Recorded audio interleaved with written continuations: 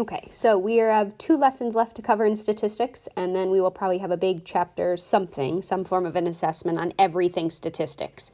And then we're going to move on to 2 more concepts that we have to cover for the remainder of the year. So when we talk about distribution of data, that's basically, it shows the frequency of each possible data value. You could either have negatively skewed distribution, symmetric distribution, or positively skewed, and the description of each one is underneath. So here's negative, symmetric, and then right or positive skewed distribution. So it's important to understand the information under it. So remember, mean, that's like the average, and that's where, and median is sort of the middle term that you end up with in regards to the data that you have. So if the distribution is relatively symmetric, in terms of picking what's the appropriate statistics that we want to use, if it's symmetric, so it's a perfect bell-shaped curve like this, the middle one right there, you're going to use the mean and the standard deviation. If the distribution is skewed, whether it be negatively or positively skewed, you're going to use the ones on the left-hand, the right-hand side. Those would be your 2 charts that you would see if you put it into your calculator, and you're going to use the 5-number summary. And I'll go over how you actually can pull that information up. So again, the graphing calculator is going to be important here because you can actually graph the things on the calculator. You're not actually graphing them yourself.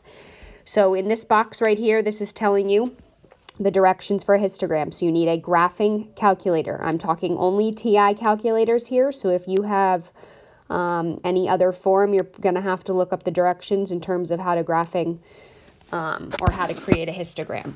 So for a TI calculator, there's 4 steps. Step number 1, you're going to hit the stat button, which is in the 3rd column, 3rd button down. You hit the stat button, it says to hit enter, and then what you're going to see is L1, L2, and L3.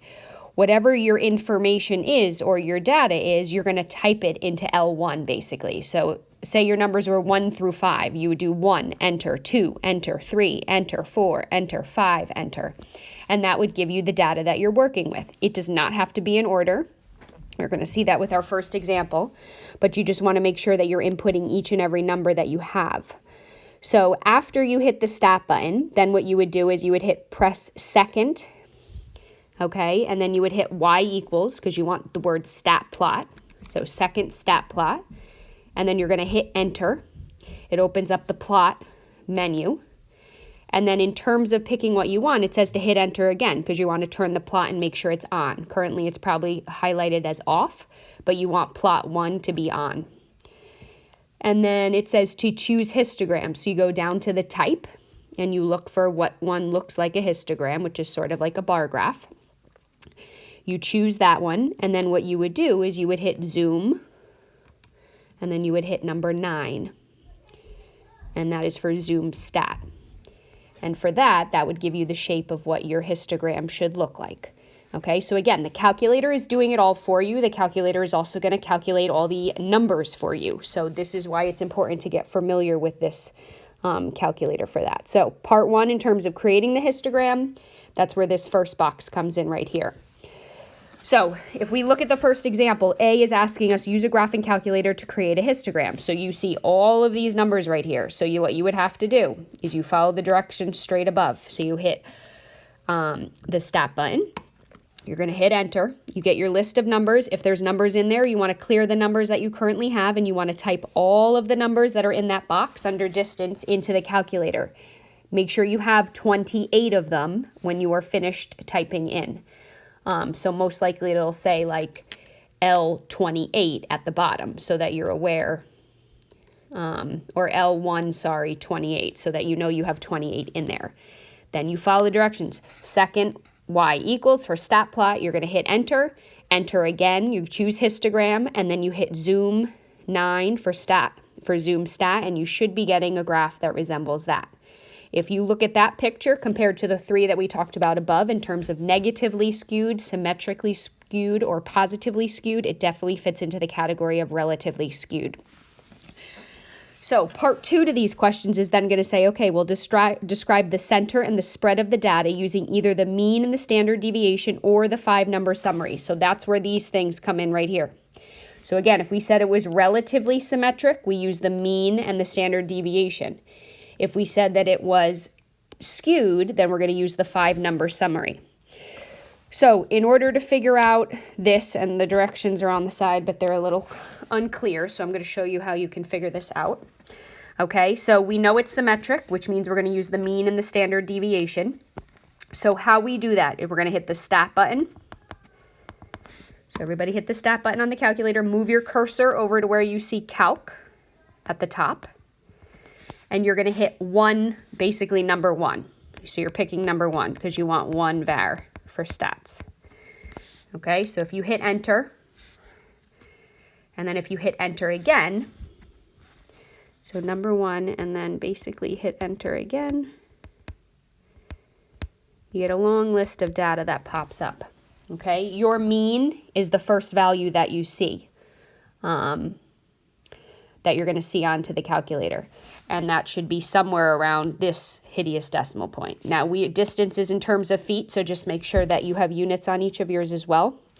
And then the standard deviation, that's going to be all the way at the bottom. So mean is the first item. It's the X with the line over it. And then standard deviation is the one all the way on the bottom with that neat little symbol there with the X next to it. And again, just make sure both of them do in fact have units on your final answers. All right, so part 2, where we go from here. But again, as you're doing it, just make sure that you are writing down the directions so that you know what to do when you're asked certain different bits of information here. So part 2 to this is going to be something called a box and whisker plot. So a box and whisker plot, it can be used to identify the shape of the distribution. The position of the line represents the median. Middle term indicates the center of the data. The whiskers, which are basically the lines that are drawn out from it, they show the spread of the data itself. So just like we had when we were talking about distribution before, you're going to have 3 scenarios to work with here: negatively skewed, symmetrically skewed, or positively skewed. And the description of each is right underneath it. So the directions for a box and whisker plot are a little bit different.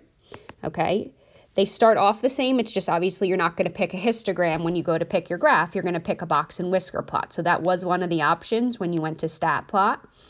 And again, you want to make sure that you're working with numbers. So it's good to practice with these actual numbers that we have here, like for example 2. So if you go to, again, we're following these directions. So you go press stat, enter. And then we want to enter each data value in L1. So you have to erase everything we had from example 1, and you're going to go back and we're going to type in the example 2 numbers so that we have some information to work with here. Make sure that you have the total number that you do in fact need. When you know you have them all in there, then you're going to hit second Y for stat plot, enter, and it opens up the plot menu. You want to make sure plot is on, and then you want to pick the actual box and whisker plot. That image right here is the box and whisker plot. That's the one that you want to select. And then you're going to hit zoom 9 for zoom stat, and you want to make sure the window, it automatically should adjust for you in terms of the data. And you should be getting something that resembles the graph that we have here for part A, which, given that line in the middle there in terms of that box seems to be in the center, that should be considered to be relatively symmetric. So in terms of identifying what's the best information or data to use with that, it goes the same as what we had on page 1. So if it's relatively symmetric, then we're going to still go with the mean and the standard deviation. So those steps are the same from page 1. So we're going to hit stat. We're going to get over to calc, which is on the top of one of the headers, basically.